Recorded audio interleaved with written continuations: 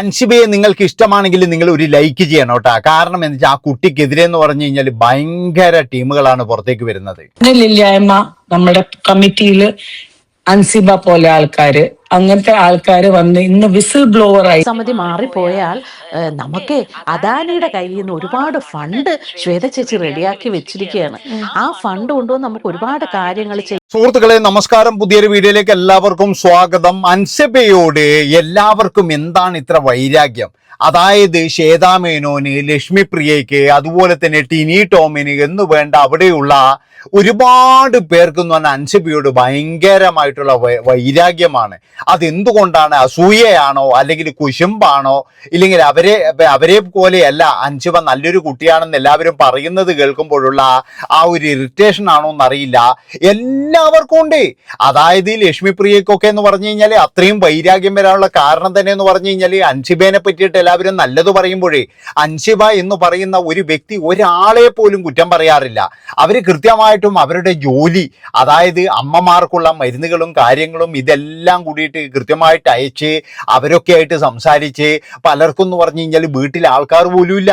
അതുകൊണ്ട് തന്നെ അൻസിബയുടെ ഒരു കോളിന് വേണ്ടിയിട്ട് വെയിറ്റ് ചെയ്യും.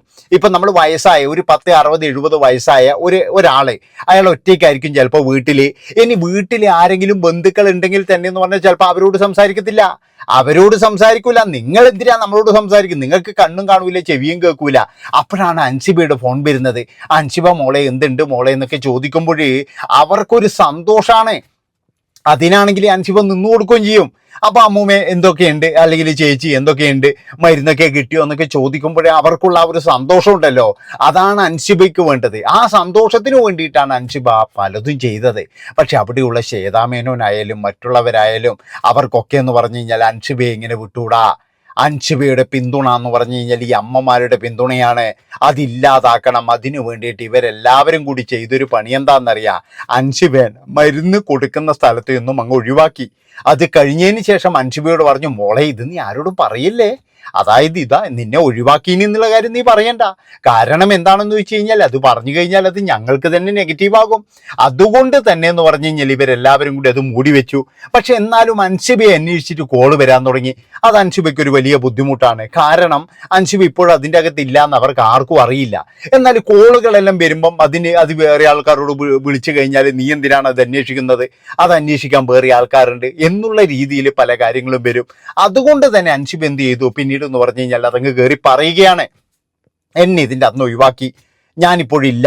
അൻസിബ നല്ല രീതിയിൽ വർക്ക് ചെയ്യുന്ന, അതുപോലെ തന്നെ എന്ന് പറഞ്ഞാൽ വിഷ്ണു ഉണ്ണികൃഷ്ണൻ എന്ന് പറയുന്ന അയാളുടെ കമ്പനിയിൽ നിന്നും, അയാളുടെ നടനാണ്, അതുമാത്രവുമല്ല അയാൾ പരമാവധി വില കുറച്ച് തരാമെന്ന് പറഞ്ഞു. ആ മരുന്ന് കമ്പനിയിൽ നിന്നും കൃത്യമായിട്ട് മരുന്നുകളും കാര്യങ്ങളും എല്ലാം അയക്കുന്നുമുണ്ട്.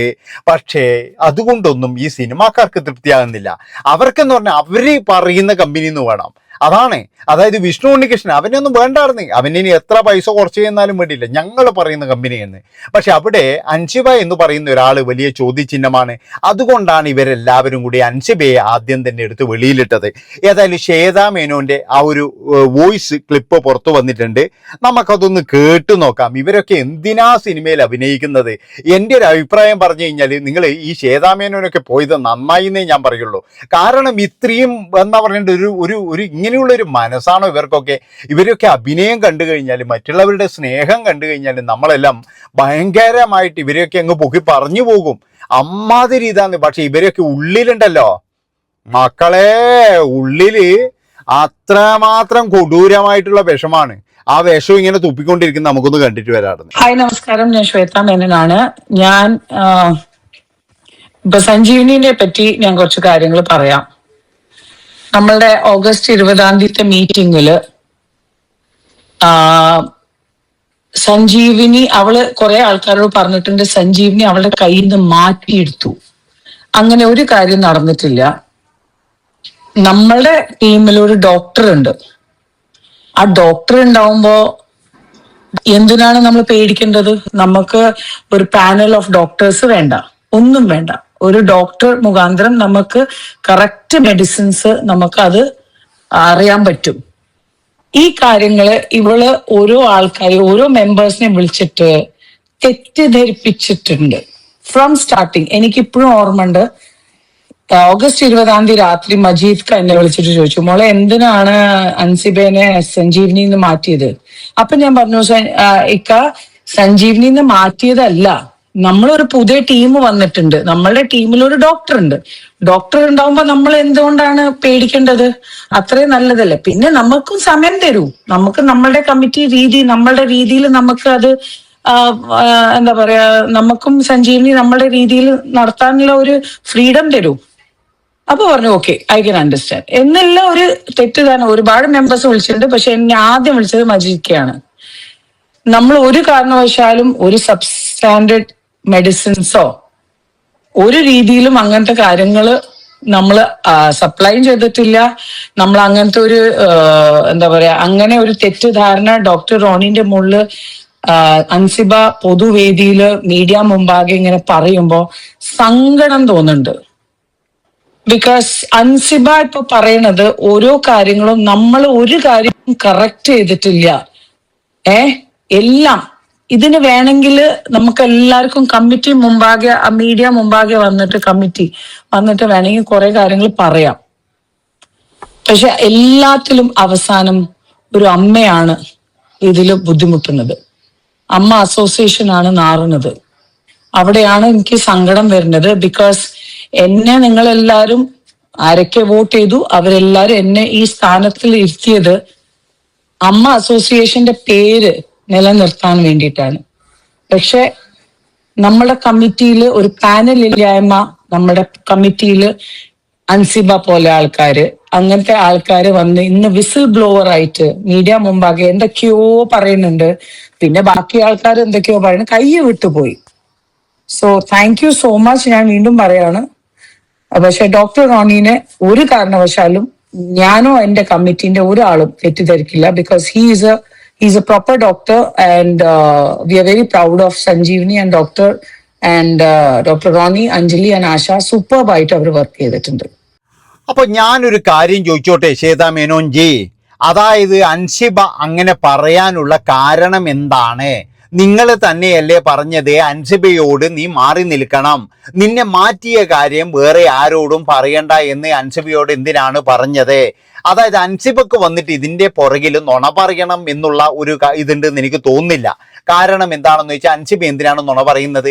അൻസിബ വളരെ ഭംഗിയായിട്ട് ചെയ്ത ഒരു വർക്ക്, ആ വർക്ക് പിന്നീട് മറ്റുള്ളവരെ ഏൽപ്പിക്കുമ്പോൾ അത് പറയാനുള്ള ഉത്തരവാദിത്വം അൻസിബക്കില്ലേ? ആ ഉത്തരവാദിത്വം ഇവരാരും കൊടുക്കുന്നില്ല. അതുകൊണ്ട് തന്നെയല്ലേ ശ്വേതാ മേനോനോട് പോയിട്ട് ചോദിക്കേണ്ടി വന്നത്. ഇപ്പൊ മജീദ് എന്ന് പറയുന്നയാള് ചോദിച്ചിട്ടുണ്ടെങ്കിൽ ആ മജീദൊക്കെ മാത്രമല്ല വേറെയും കുറെ ആൾക്കാർ ചോദിച്ചിട്ടുണ്ട് എന്ന് ശ്വേതാ മേനോൻജി പറയുന്നത്. അങ്ങനെയാണെങ്കിൽ നിങ്ങൾക്ക് അവിടെ തന്നെ എന്ന് പറഞ്ഞാൽ ഒരു വോയിസ് ഇട്ടാ പോരെ? ഇനി അൻസിബയെ ആരും വിളിക്കരുത്, അൻസിബയെ ഞങ്ങൾ മാറ്റി നിർത്തിയിട്ടുണ്ട് എന്ന് നിങ്ങൾക്കൊരു വോയിസ് ഇടാനുള്ള ഒരു കെൽപ്പില്ലായിരുന്നോ? അപ്പൊ ഇതിന്റെ പുറകിൽ എന്ന് പറഞ്ഞു കഴിഞ്ഞാൽ ഒരുപാട് ചതിക്കുഴികളുണ്ട്. ഉള്ള കാര്യം പറയുന്നതിനെന്താ, ഇവരൊന്നും പറഞ്ഞു കഴിഞ്ഞാൽ സത്യമുള്ള ഒരു വ്യക്തികളാണെന്ന് എനിക്ക് തോന്നുന്നില്ല. ഇവരുടെയൊക്കെ ഉള്ളിൽ എല്ലാവർക്കും എന്ന് പറഞ്ഞു കഴിഞ്ഞാൽ സ്വാർത്ഥ താല്പര്യങ്ങള്, അതുപോലെ തന്നെ എന്ന് പറഞ്ഞ് ഞാൻ പറഞ്ഞല്ലോ, ഈ പിന്നെ ശ്വേതാ മേനോൻ എന്ന് പറയുന്ന ആ ഒരു വ്യക്തി ഇതിന്റെ തലപ്പത്ത് വന്നിട്ട് ഒരു ഗുണവും ഉണ്ടായിട്ടില്ല എന്ന് ഞാൻ പറയുള്ളൂ. അതായത് ഏതൊക്കെയോ ആൾക്കാരുടെ കളിപ്പാവകളായിട്ട് മാറി. ഇപ്പോഴെന്ന് പറഞ്ഞാൽ ഈ എന്നാ പറയുന്നത്, നമ്മളെ ലക്ഷ്മിപ്രിയ പറയുന്നത് കേൾക്കാനും ടിനി ടോമോ പറയുന്നത് കേൾക്കാനും മാത്രമുള്ള ഒരു പാവയായിട്ടാണ് അവിടെ ശ്വേതാ മേനോൻ എന്ന് പറയുന്ന ഒരു വ്യക്തി ഇരുന്നത്. ഇതിനു മുന്നേ ശ്വേതാ മേനോൻ പറയുന്ന ഒരു കാര്യമുണ്ട്, എന്നെ ഒന്നും അറിയിക്കാറില്ല, എന്നെ ഒരു കാര്യവും അറിയിക്കാറില്ല ഇവിടെ. അതുപോലെ തന്നെ എന്ന് പറഞ്ഞാൽ അവിടെയുള്ള അംഗങ്ങൾ തമ്മിലുള്ള ചില സംഭാഷണങ്ങൾ പുറത്തു വന്നിട്ടുണ്ട്. അതിൻ്റെ അകത്ത് മക്കോ ഗിക്കോ ഗൊക്കോ എല്ലാം പറയുന്നത് എന്താണെന്ന് വെച്ച് കഴിഞ്ഞാൽ ഇതൊന്നും ശ്വേതാ മേനോൻ അറിയണ്ടാട്ടാ. അതായത് ശ്വേതാ മേനോൻ അറിയാതെ അവിടെ പല കാര്യങ്ങളും ഉണ്ട്. ശ്വേതാ മേനോനെ അങ്ങോട്ട് വിളിക്കാറേ ഇല്ല. അപ്പൊ അങ്ങനെയൊക്കെയാണ് ഈ അമ്മ എന്ന് പറയുന്ന സംഘടന ഇതുവരെ പോയത്. അപ്പൊ ഇതിലൊന്നും എന്ന് പറഞ്ഞാൽ നമുക്കൊരു വിഷമവും ഇല്ല. പക്ഷേ അൻസിബ എന്ന് പറയുന്ന ആ ഒരു സത്യത്തിന് വേണ്ടി പോരാടുന്ന ആ ഒരു യുവതിയെ നിങ്ങൾ എല്ലാവരും എന്ന് പറഞ്ഞു കഴിഞ്ഞാൽ ചതിക്കുക തന്നെയാണ് ചെയ്തത്. അതായത് ആ യുവതി ശരിക്കും ഇപ്പോഴും വന്ന് പറഞ്ഞത് കൊണ്ടല്ലേ ഇത് ജനങ്ങൾ അറിഞ്ഞത്. അല്ലെങ്കിൽ ഇവരൊക്കെ എന്താ ചെയ്യുക? ഇവരൊക്കെ ചെയ്യുന്നത് ഇന്നലെ ഉഷാ ഹസീന പറയുന്നത് നമ്മൾ കേട്ടതല്ലേ. ഇവരുടെയൊക്കെ പ്ലാനിങ് എന്താണെന്ന് വെച്ച് കഴിഞ്ഞാൽ ആ ഒരു 75 ഏതൊരു അമ്പലത്തിന്റെ പൈസ വാങ്ങിക്കുക, അതുപോലെ അദാനിയുടെ പൈസ മേടിക്കുക. അദാനിയുടെ പൈസ കിട്ടിക്കഴിഞ്ഞാൽ പിന്നെ നമുക്കല്ല സുഖല്ലേ. അതായത് ഏതായാലും ഉഷാ ഹസീന പറയുന്നതും കൂടി നമുക്കൊന്ന് കേട്ടിട്ട് വരാം. വിളിച്ചിട്ട് പറയാണ്, എന്നെ ജിഹാദി എന്ന് വിളിച്ച കാര്യം പറയുമോ ജനറൽ ബോഡിയിൽ, ഉഷ ചേച്ചി പറയുമോ എന്ന് ചോദിച്ചു. പറയും, ഞാനത് ചാനൽ ഞാൻ അന്ന് പറയും എന്ന് പറഞ്ഞു. പറയും. അതെന്താന്ന് അറിയാമോ ചേച്ചി, എന്തെങ്കിലുമൊക്കെ പ്രശ്നം ഉണ്ടായി പൊന്നു, ഈ പിന്നെ നമ്മുടെ ഭരണസമിതി മാറിപ്പോയാൽ നമുക്ക് അദാനിയുടെ കയ്യിൽ നിന്ന് ഒരുപാട് ഫണ്ട് ശ്വേത ചേച്ചി റെഡിയാക്കി വെച്ചിരിക്കുകയാണ്. ആ ഫണ്ട് കൊണ്ടുവന്ന് നമുക്ക് ഒരുപാട് കാര്യങ്ങൾ ചെയ്യാൻ പറ്റും. എന്തിനാണ് നമ്മുടെ അദാനിയുടെ ഫണ്ട് നമ്മുടെ അമ്മയ്ക്ക്? അപ്പൊ അവർ ഈ സംഘടന എങ്ങോട്ട് കൊണ്ടുപോകാനാണ് ഉദ്ദേശിക്കുന്നത്? എങ്ങോട്ട് കൊണ്ടുപോകാനാണ് ഉദ്ദേശിക്കുന്നത്? ഇതൊരു ശരിയായ രീതിയല്ല. അങ്ങനെ പല കാര്യങ്ങളും ഉണ്ട്. അതുകൊണ്ട് തന്നെയാണ് നമ്മൾ അവിശ്വാസം. ഇനി ഈ ഭരണസമിതി ഇരുന്ന് കഴിഞ്ഞാൽ ശരിയാവില്ല. ഇത്തരം നമുക്ക് ഒരിക്കലും ഉൾക്കൊള്ളാൻ പറ്റാത്ത പല കാര്യങ്ങളും അതിനകത്ത് നടക്കാൻ പോകുന്നു. അതുകൊണ്ട് ഇനി ഇവര് വെച്ചു പൊറപ്പിക്കാൻ പറ്റത്തില്ല എന്ന് വിചാരിച്ചിട്ട് തന്നെയാണ് നമ്മൾ അവിശ്വാസ പ്രമേയം റെഡിയാക്കിയത്. അതിനു മുന്നേ തന്നെ എല്ലാവരും തയ്യാറായത്. പക്ഷെ അതവിടെ കൊണ്ടുവന്നാലും ഇവര് റിപ്പോർട്ടും കണക്കും റെഡിയായിരുന്നെങ്കിൽ അവർക്ക് അവരുടെ ഭാഗം പിന്നെ ശരിയാക്കാമായിരുന്നു. അത് ശരിയല്ലായിരുന്നു. പിന്നെ കഴിഞ്ഞ കുടുംബസംഗമത്തിന് അമ്പലത്തിൽ നിന്ന് കിട്ടിയ പൈസയുടെ കുറച്ച് പൈസ കിട്ടിയിട്ടുള്ളൂ. പിന്നെ ഒരു ചെക്കാണ് കാണിച്ചിരിക്കുന്നത്, ബാലൻസ് പൈസയുടെ. അത് 3 ദിവസത്തിനുള്ളിൽ ക്രെഡിറ്റ് ആകേണ്ട ചെക്ക് ഇതുവരെ ക്രെഡിറ്റ് ആയിട്ടില്ല. പൈസ ഇപ്പോഴും ഫണ്ട് വന്നിട്ടില്ല എന്നാണ് എനിക്കറിയാം. അതായത് അദാനിയുടെ കയ്യിൽ നിന്നും ചേതാമേം കുറച്ച് പൈസ പറഞ്ഞിട്ടുണ്ട്. അത് നമുക്കെല്ലാവർക്കും അടിച്ചു പൊളിക്കാം. തായ്ലൻഡിലൊക്കെ പോയിട്ട്, അതായത് അവിടെ ജനറൽ ബോഡി വെച്ചാൽ മതിയല്ലോ. അങ്ങനെ ജനറൽ ബോഡി വേണമെങ്കിൽ ലണ്ടനിൽ വരെ വെക്കാലോ. എന്തിനധികം പറയുന്നതിന് ഇപ്പൊ ചന്ദ്രനിൽ പോകാനുള്ള കഴിവുണ്ടെങ്കിൽ ചന്ദ്രനിൽ വരെ ജനറൽ ബോഡി കൊണ്ടുവച്ചേനെ. എന്തൊരു ഒരു അവസ്ഥയാണ്. അതായത് ഈ ലക്ഷ്മിപ്രിയ എന്ന് പറയുന്ന സ്ത്രീ വിചാരിച്ചത് എന്താ അറിയാ, എല്ലാവരും എന്നെ പോലെയാണ്, എല്ലാവരും ഈ പൈസക്ക് വേണ്ടിയിട്ട് നടക്കുന്നവരാണ്, എല്ലാവർക്കും വേണ്ടത് പണമാണ് എന്നാണ് അവർ വിചാരിച്ചത്. പക്ഷേ ഉഷാ ഹസീനയെ പോലെയുള്ള നല്ല വ്യക്തികൾ ഉള്ളത് കൊണ്ട് എന്തിനാണ് ശ്വേതാ മേനോൻ പോയിട്ട് അദാനിയുടെ കയ്യിൽ നിന്നും പൈസ വാങ്ങിക്കുന്നത്? അതിപ്പോഴും തെറ്റാണ് പറഞ്ഞതെങ്കിൽ ഉഷാ ഹസീനക്കെതിരെ അവർ വരേണ്ടതല്ലേ? അത് ഞാൻ പറഞ്ഞിട്ടില്ല, എവിടെ നിന്നാണെന്ന് എനിക്ക് വാക്ക് കിട്ടിയത് എന്ന് ചോദിച്ചു വന്നോ? ഒരിക്കലും വന്നിട്ടില്ലല്ലോ. വരാതിരിക്കുന്നിടത്തോളം കാലം എന്ന് പറഞ്ഞു കഴിഞ്ഞാൽ ഇതൊക്കെ ശരിയാണല്ലോ. ഇതിൻ്റെ അകത്ത് പല പരിപാടികളും നടക്കുന്നുണ്ട്. അതുപോലെ തന്നെ ഇവരുടെ ഈ ഭരണം എന്ന് പറഞ്ഞു കഴിഞ്ഞാൽ ഇതിൻ്റെ അകത്ത് നിന്ന് നല്ല രീതിയിൽ പൈസ വലിച്ചിട്ടുണ്ട്. ഇതിൻ്റെ അകത്ത് ഉഷാ ഹസീന തന്നെ പറയുന്നുണ്ട്, ജനറൽ ബോഡിക്ക് വന്നവർക്കൊക്കെ എന്ന് പറഞ്ഞാൽ 3000 രൂപ വെച്ചിട്ട് യാത്രാ ചെലവിന് കൊടുക്കുന്നുണ്ട് എന്ന്. വേറെ എവിടെയാ കൊടുക്കുക? നിങ്ങളൊന്ന് ആലോചിച്ച് നോക്ക്. രാവിലെ മുതൽ എന്ന് പറഞ്ഞു കഴിഞ്ഞാൽ വന്നിട്ട് അമ്മയുടെ ഓഫീസിൽ നല്ല AC ഇട്ട് നല്ല രീതിയിൽ ഇങ്ങനെ കുളിരും കൊണ്ട്, അതുപോലെ തന്നെ എന്ന് പറഞ്ഞാൽ അപ്പം എന്നിട്ട് ബില്ല് വരുന്നത് 10-35,000 രൂപ. ഇതൊക്കെ എന്ന് പറഞ്ഞു കഴിഞ്ഞാൽ എങ്ങനെയാണ് ഉണ്ടാകുന്നത്? മോഹൻലാലിനെ പോലെയുള്ള മമ്മൂട്ടിയെ പോലെയുള്ള ആൾക്കാർ സ്റ്റേജ് ഷോയും അതൊക്കെ ചെയ്തിട്ടുണ്ടാക്കുന്ന പൈസ ഇവിടെയുള്ള കുറെ ടീമുകൾ വന്നിട്ട് ഇതങ്ങ് മൊത്തത്തിൽ അങ്ങ് നശിപ്പിക്കാൻ നോക്കി. മൊത്തത്തിൽ ആ പൈസ എടുത്തങ്ങ് നശിപ്പിക്കാൻ നോക്കി. യാതൊരു ഉളുപ്പുമില്ലാതെയല്ലേ പറയുന്നത്. എന്നെ ജിഹാദി എന്ന് വിളിച്ചത് പറയോ? ഇനി ജനറൽ ബോഡിയിൽ അങ്ങനെ പറഞ്ഞു കഴിഞ്ഞാൽ നമ്മുടെ സ്ഥാനം നഷ്ടപ്പെടും. അങ്ങനെയാണെങ്കിൽ നമ്മുടെയൊക്കെ ആ ഫണ്ട് അദാനി തരാന്ന് പറഞ്ഞ ഫണ്ട് പോകും. ഇതിനു മുന്നേ എന്ന് പറഞ്ഞ് എന്തിനാ പ്രശ്നമായത്? അതായത് അമ്പലത്തിന്റെ ഫണ്ട് ഇങ്ങോട്ട് വരുന്നു എന്ന് തോന്നിയപ്പോഴേ അത് വേണ്ട എന്ന് പറയാൻ ഇവിടെ ഒരാൾക്കോ മാത്രമേ ധൈര്യം വന്നുള്ളൂ. അയാളുടെ പേര് എന്ന് പറഞ്ഞു കഴിഞ്ഞാൽ നമ്മുടെ അൻസിബ എന്ന് പറയുന്ന കൊച്ചാണ്. ആ കൊച്ചിന് മാത്രമേ ഉള്ളൂ ധൈര്യം.